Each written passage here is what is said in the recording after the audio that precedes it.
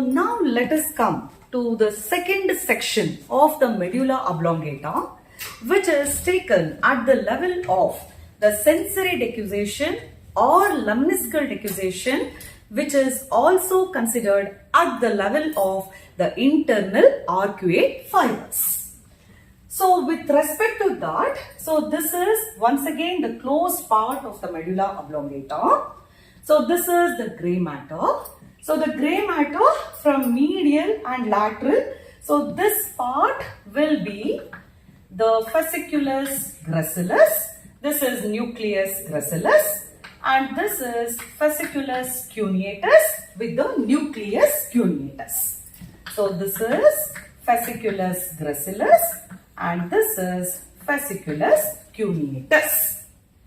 And one more group of nuclei which are appreciated at this level in the anterior wall from medial to lateral side are: this is the nucleus of the hypoglossal nerve.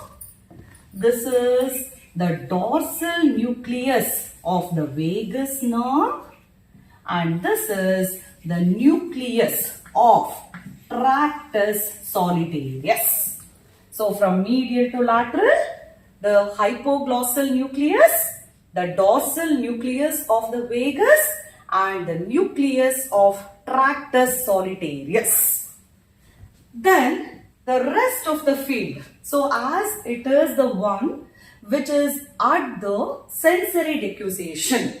So what happens is, so this part is the pyramid.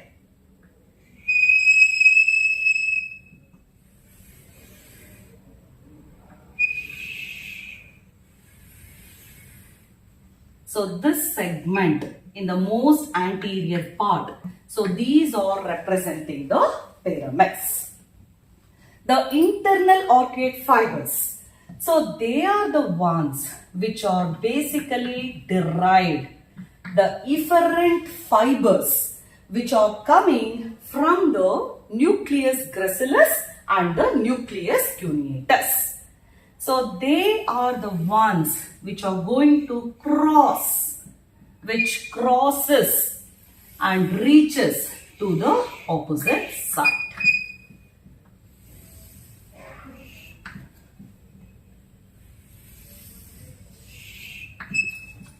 So these are what are known as the internal arcuate fibers.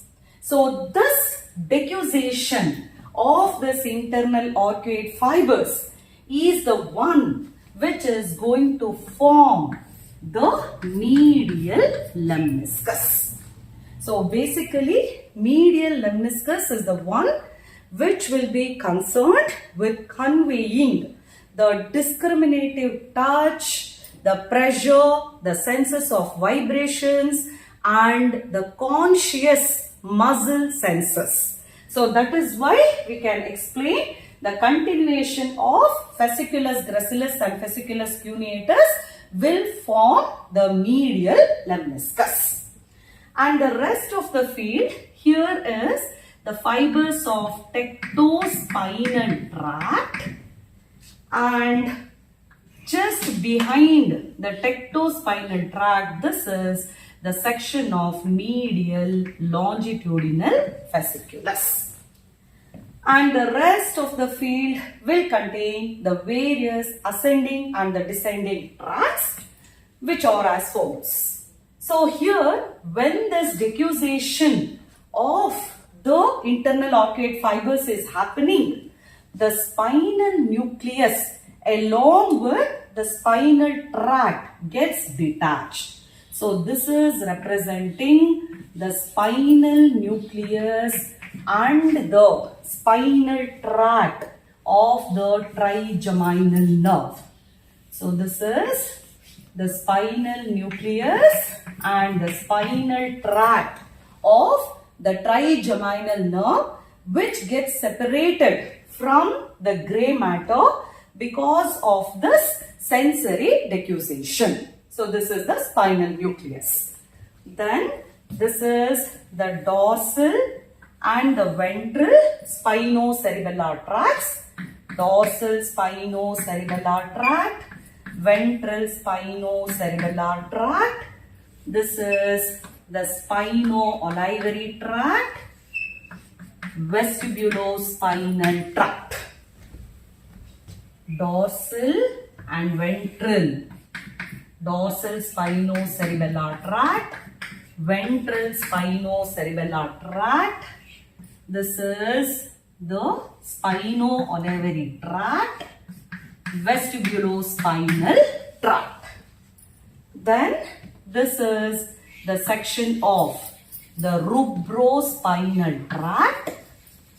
Rubrospinal tract.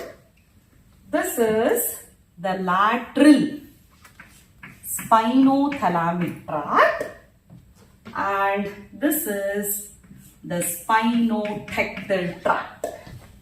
This is lateral spinothalamic tract, and this is the spinotectal tract.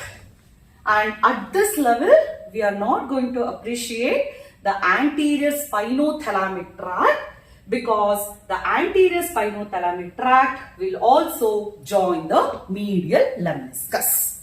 So this is the section of medulla oblongata which is taken at the level of the sensory decussation or lemniscal decussation or internal arcuate fibers.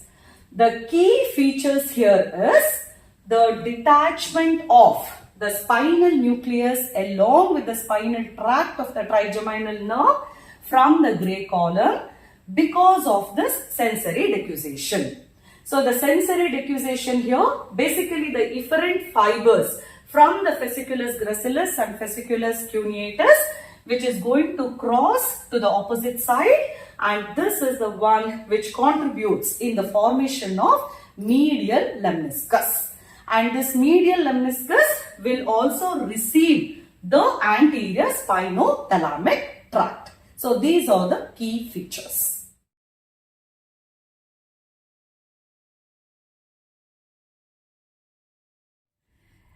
Coming to the specimen of medulla oblongata.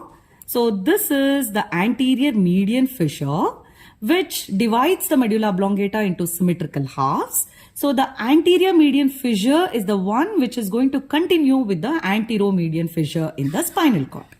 So from medial to lateral side, most medially these are the pyramids. Just lateral to that, this bulge is the olive. So between pyramid and olive is the anterolateral fissure. So along the anterolateral fissure is the emergence of the rootlets of the 12th cranial nerve. This is the inferior cerebellar peduncle, which is also the inferior cerebellar peduncle, also called as the restiform body. Between the olive and the inferior cerebellar peduncle will be the emergence of the rootlets of 9th, 10th and 11th cranial nerves. So as this anterior median fissure is traced, in the lower part it becomes shallow. So this is the one which represents the pyramidal decussation. So crossing of the fibers of the corticospinal tract, so that is pyramidal decussation.